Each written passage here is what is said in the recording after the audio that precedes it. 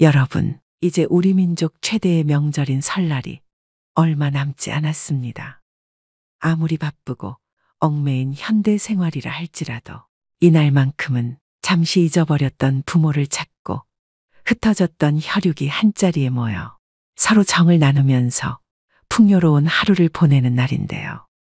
또 곡식과 과일로 조상들에게 차례를 올리시는 분들도, 산소의 성묘를 다녀오시는 분들도 계실 겁니다. 그러나 요즘 조상 이야기를 하면 픽 웃어넘기는 사람들이 많습니다. 핵가족으로 점점 확산되어가는 세상에 살아있는 부모도 잊어버리는 판국인데, 죽은 조상까지 기억한다는 것은 우스꽝스러운 일이라고 말하는 사람들도 있죠. 하지만 같은 혈통을 이어준 우리의 뿌리와 어찌 무관할 수 있을까요? 뿌리 없는 나무는 없듯이 조상 없는 자손은 없습니다. 부모를 잘 모시지 않고 조상님을 잘 대우해주지 않으면 우리는 결코 편안한 삶을 살 수가 없습니다. 여러분, 조상복이라는 것은 우리가 가질 수 있는 후천운 중 가장 중요한 요소 중 하나입니다. 조상은 돌아가신 뒤에도 반드시 여러분에게 음으로든 양으로든 영향을 주고 있습니다. 하여 과거 명당의 묘를 쓰면 후손이 번창한다고도 하였고, 또 흉당의 묘를 쓰면 후손이 멸문하기도 한다고 했죠. 설날에 차례를 지내시는 분들은 조상님의 은덕을 추모하고 저 세상에서나마 이 세상에 사는 자손들을 지켜달라는 기원을 바치실 텐데요. 그 조상이 여러분에게 복을 주는 것, 그것이 바로 제사상을 바르게 차리는 것으로부터 시작을 한다는 것입니다. 마치 덩쿨이 있는 음식을 올리면 후손의 일들이 계속 꼬이고 막히게 된다는 말이 있는 것처럼, 아무리 좋은 음식이라도 제사상에 절대 올리지 말아야 하는 그런 음식이 있습니다. 그래서 오늘은 제사상에 절대 올리면 안 되는 음식과 산소에 가져가면 조상덕을 볼 수 있는 음식을 각각 말씀드리려고 합니다. 오늘의 영상 끝까지 시청하셔서 조상님의 은덕인 조상복 절대 놓치시지 않길 바랍니다. 제사상에 절대 올리면 안 되는 음식 첫 번째는 복숭아입니다. 여러분, 이 복숭아는 귀신을 쫓는 과일입니다.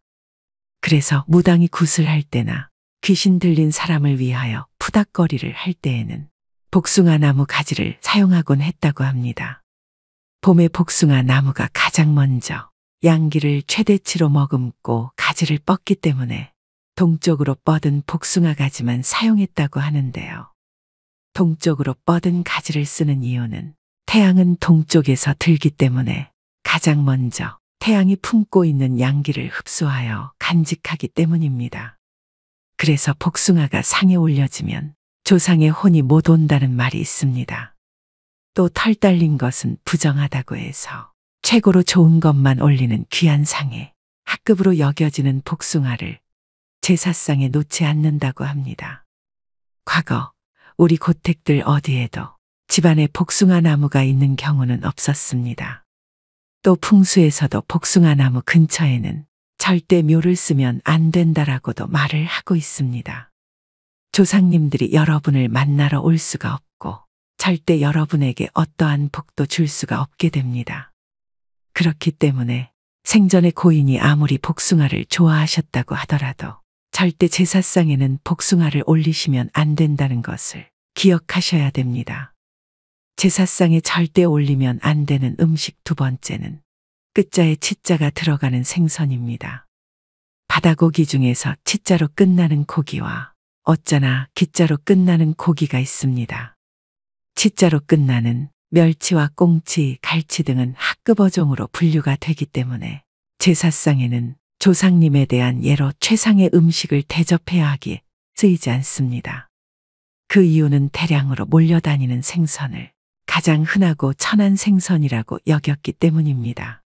또 치자로 끝나는 생선은 가치가 없는 것이라고 하여 이것을 상에 올리면 형제와 가족 간의 불화를 초래할 수 있다고 하는데요. 반면 어와 기자로 끝나는 흰살 생선인 숭어, 민어, 조기 등은 고급 어종으로 여겨 제사상에 주로 사용됩니다. 또 장어나 가물치처럼 비늘이 없는 어종도 부정하다고 여겨 삼가합니다. 이처럼 과거에는 끝자가 어나 기와 같은 생선 중에 비늘이 있고 또 대량으로 잡히지 않는 생선을 최고급으로 여겨 이 생선들을 제사상에 올림으로써 조상을 대우하고 있고 그리워하고 있다는 것을 알려드리려고 했다고 합니다. 제사상에 절대 올리면 안 되는 음식 세 번째는 마늘이나 고추, 파입니다. 여러분, 유교나 불교, 도교 등 동양의 신앙에서는 이 마늘을 음욕을 대표하는 것으로 생각을 합니다. 우리의 단군 신화에서도 마늘은 곰을 사람으로 변화시킬 수도 있는 강력한 약초로 여겨져 왔는데 이는 대표적인 양기의 상징입니다. 그리고 현재도 이 마늘을 먹으면 정력이 강해진다라는 이야기가 있으며 이것 때문에 마늘을 드시는 분들도 많이 계실 텐데요. 이렇게 강한 양기를 품은 음식을 제사 음식에 넣게 되면 음기를 가진 영은 다가올 수가 없게 됩니다. 조상님이 감흥을 하지 않는다는 얘기입니다. 한마디로 여러분의 조상님들을 쫓아버리는 음식이 된다는 것이죠. 고추 역시 마찬가지입니다. 태양초라고도 하며 장례식장에서도 귀신이 다가오지 못하도록 하기 위해서 고춧가루를 듬뿍 풀은 육개장을 먹기도 하는 것인데요. 제가 아는 지인이 어머니 산소를 다녀와서 3개월 뒤에 큰 사고가 나 병원에 입원을 했던 적이 있습니다. 그 후에 또 갑자기 잘 다니던 직장에서 권고사직을 당하게 되었는데요. 답답한 마음에 이리저리 원인을 찾아보니 어머니가 생전에 김치찌개를 좋아하셨다고 산소에 고춧가루를 듬뿍 넣은 김치찌개를 올렸다고 합니다. 여러분, 어떻게 생각하시나요? 조상님이 오다가도 빨간 음식을 보시고는 노하시게 됩니다. 이외에도 부추, 달래, 미나리, 후추 등 강하고 자극적인 것 역시 같은 이유로 제사 음식에 쓰지 않으셔야 합니다. 제사상에 절대 올리면 안 되는 음식 네 번째는 막걸리나 소주, 과일주입니다. 여러분, 제사에는 절대 탁한 것과 찌꺼기가 있는 것을 사용하지 않는 것이 예입니다. 제사에 쪽밤같이 변형된 음식을 사용하면 안 된다고 말을 하는 것은 그 후손이 자신에게 주어진 복을 얻지 못하고 변형된 삶, 즉 불행한 삶을 살아가게 된다는 것인데요. 그렇기 때문에 무조건 순수한 쌀로 빚은 곡주여야 하고 경건하고 맑은 술, 즉 청주 같은 것을 올리는 것이 원칙이라는 것이죠. 물론 지방 고유의 전통주들도 가능합니다. 지금까지 많은 분들이 그냥 편하게 막걸리를 사서 제사를 지내셨을 겁니다. 또 이렇게 말씀하시는 분들이 계실 텐데요. 에이, 그까짓 술이 다 술이지 무슨 의미가 있어라고 말입니다. 찌꺼기가 내려앉는 막걸리, 또 막 걸러서 먹는다고 하여 만들어진 막걸리는 그냥 일상에서 먹는 술이지 절대 정성과 의미를 따져야 하는 제사상에는 올려서는 안 되는 술임을 기억하셔야 됩니다. 제사상에 절대 올리면 안 되는 음식 다섯 번째는 붉은색의 곡물입니다. 붉은색이 들어간 대표적인 곡물이 바로 팥입니다. 동짓날에 팥죽을 먹는 것은 음기가 가장 강한 날인 동지에 이 양기 곡물인 팥으로 조화를 맞춘다는 의미가 있기도 하지만 사실 이 동지는 귀신들이 가장 많이 돌아다니는 날입니다.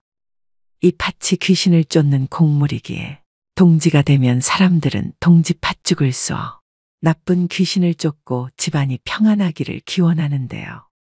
팥시루떡이나 팥앙금이 들어간 떡 역시 제사상에 올리지 않고 보통 팥시루 대신 콩시루떡을 놓기도 합니다. 귀신을 쫓는 부적을 붉은색으로 만드는 이유도 같은 이치입니다. 이렇게 붉은색이 들어간 것은 과일을 빼고는 무조건 피하셔야 합니다. 여러분, 조상님들이 여러분의 융숭한 대접을 흐뭇하게 잘 받고 돌아가셔야 여러분들에게 은덕을 주실 수 있음을 명심하셔야 됩니다. 제사상에 올리면 조상복을 쫓는 음식 5가지에 대해 알려드렸는데요. 제사상이나 차례상을 차리실 때는 우리 아버지가 좋아했던 어머니가 살아생전에 맛있게 드셨던 음식 위주로 차리시면 됩니다. 우리 아버지가 보쌈을 좋아하셨으면 돼지고기 수육을 하시면 되고, 어머니가 피자를 좋아하셨으면 피자를 올리셔도 상관은 없습니다. 다만 고인이 생전에 좋아하셨던 음식이라도 위에서 알려드린 음식 5가지만큼은 절대 올려놓으시면 안 됩니다. 꼭 기억하시길 바랍니다. 여러분은 보통 산소에 성묘 가실 때 어떤 음식을 가져가시나요? 조상님이 좋아했던 음식을 가져가시면 좋지만 그 음식만 가져간다면 큰 덕을 보기는 힘듭니다. 살아있는 사람과 마찬가지로 조상님들도 좋아하는 음식이 있는데요.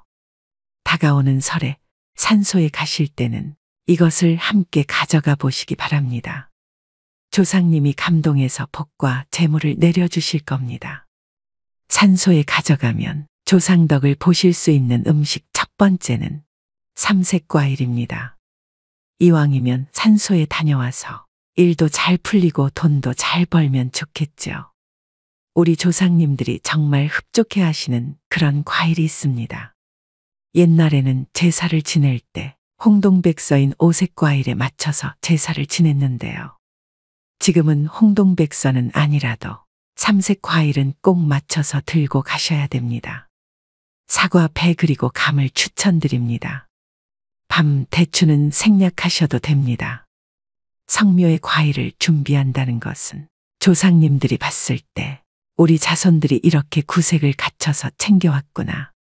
정성이 담겨 있구나. 내가 뭐라도 도와줘야 되겠다. 이런 마음을 불러일으킨다고 합니다.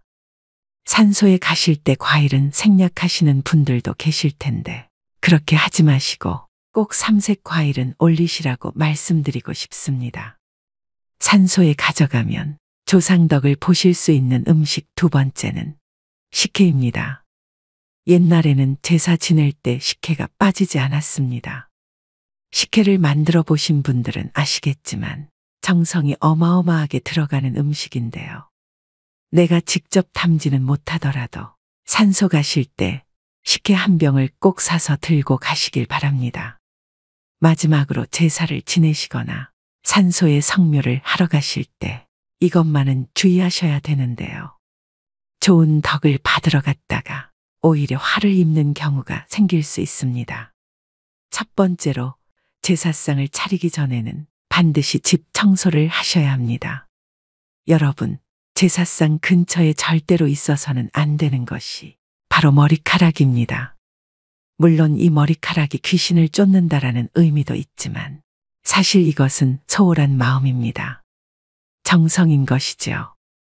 음식을 준비하는 정성과 음식을 차리는 정성이 바로 조상님에 대한 존중이고 예를 갖추는 것입니다. 제사상을 차리시기 전에 반드시 깨끗이 청소하셔야 됩니다. 그래야 여러분들의 정성과 염원이 조상님들에게 그대로 전달이 되어 여러분들은 조상복을 제대로 얻으실 수 있게 됩니다. 2번째는 제삿날에는 절대 가족 간의 갈등을 보여서는 안 됩니다. 후손들의 화목한 모습 또 다정한 모습을 보여주어야 조상님들 역시 여러분에게 뭔가를 주고 싶어 하시게 됩니다. 그날 하루만큼은 절대 다투시거나 화가 나도 인상을 쓰지 마시길 바랍니다. 그것이 바로 조상복을 제대로 얻는 원칙입니다. 마지막 3번째는 진짜 중요한 이야기입니다. 산소에 들고 가신 음식이 보통 남으실 텐데요. 그럼 아까워서 이걸 다시 집으로 가져오는 경우가 있습니다. 이런 경우는 탈이 날 수 있기 때문에 조심하셔야 됩니다. 산소로 나갔던 음식은 귀신들이 감흥을 한 번씩 했던 음식입니다. 그렇기 때문에 남은 음식을 들고 오시면 안 좋은 기운이 우리 집안에 따라 들어오게 됩니다. 상갓집에서 먹었던 음식이 맛있다고 집에 싸우는 것과 같은 이치입니다. 웬만하면 산소에 차렸던 음식은 거기서 모두 해결을 하고 집으로는 들고 오지 말아야 됩니다. 여러분, 고시래라고 다들 아실 겁니다. 제사가 끝난 뒤에 제사 음식을 조금씩 떼어서 밖에 놔두시죠. 산소에 가서도 고시래를 하시면 다양한 영들이 와서 거기서 먹고 자리는 끝이 납니다. 그렇기 때문에 산소 가실 때는 남은 음식을 밖에서 다 먹고 들어가시는 걸 추천드립니다. 오늘의 영상 어떠셨나요? 다가오는 명절이 모든 분들에게 같은 의미일 수는 없을 것입니다. 어떤 이들에게는 가족들과 함께하는 즐거운 명절이 될 수도, 또 어떤 이들에게는 외로움과 고독감이 더욱 사무치는 날이 될 수도 있으실 겁니다. 옆집은 하하호호 웃음꽃을 피우고 동네 가득 전 부치는 기름 냄새가 가득한데 열리지 않는 대문을 그저 바라보며 홀로 시간을 보내시는 분들도 계실 텐데요. 주변에 그런 분들이 계시다면 그날만이라도 서로 맛있는 음식도 나누고 말동무도 되어드린다면 모두가 더없이 풍요롭고 따뜻한 명절이 될 것입니다.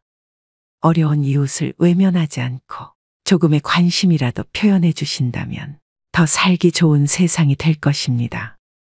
저 또한 우리 구독자, 시청자분들이 댓글로 남겨주시는 값진 응원과 좋은 말씀들이 더 좋은 영상을 만들 수 있는 원동력이 됩니다. 이처럼 타인에게 베푸는 덕은 후에 나의 복으로 분명 돌아올 것입니다. 모든 분들이 따뜻하고 행복한 명절을 보내실 수 있게 기원 또 기원하겠습니다. 또 새해에는 복되고 즐거운 일들만 가득하시길 바랍니다. 더불어 오늘 알려드린 내용을 잘 숙지하셔서 잘 모르셨던 분들은 지금부터라도 제대로 하시고 실수를 범하는 일이 없도록 하셔야 됩니다. 모르는 것이 쌓이면 재앙이 와도 대처를 잘못해 고통이 크듯 조상을 잘못 모시면 그 끝은 자손들의 고난으로 이어진다는 것을 명심하셔야 됩니다. 모두 주의하셔서 집안의 번영을 얻으시길 바랍니다. 마지막으로 중년의 명절이란 시를 읽어드리면서 오늘의 영상 마무리하겠습니다. 말이 없다 해서 할 말이 없겠는가. 마음이 복잡하니 생각이 많을 수밖에. 고향 산마루에 걸터 앉아 쓸쓸한 바람소리 듣노라니. 험난한 세상, 힘겨운 삶일지라도 그저 정직하게 욕심 없이 살라고 합니다. 어진 목소리, 메아리 같은 그 말씀. 가슴 깊이 새기며 살아왔기에 떳떳할 수 있고 후회 또한 없다지만 이렇게 명절이 다가오면 기쁨보다는 착잡한 심정 어쩔 수 없습니다. 부모 형제 귀한 줄 네 모르겠는가마는 자식 노릇 부모 노릇 나이가 들수록 어른 노릇 사람 노릇 참으로 생각처럼 쉽지만은 않습니다. 세상은 뜻과 같지 아니하고 삶이란 마음 같지 아니하니 강물 같은 세월에 묻혀버린 내 젊은 날의 별빛 같은 꿈이여. 올해도 빈손으로 맞이하는 명절. 그래도 고향 생각 설레어 잠 못 들까 합니다. 오늘도 노후의 지혜와 함께 해주셔서 감사드립니다. 황금빛으로 무르익어가는 여러분의 지혜로운 인생을 언제나 응원합니다.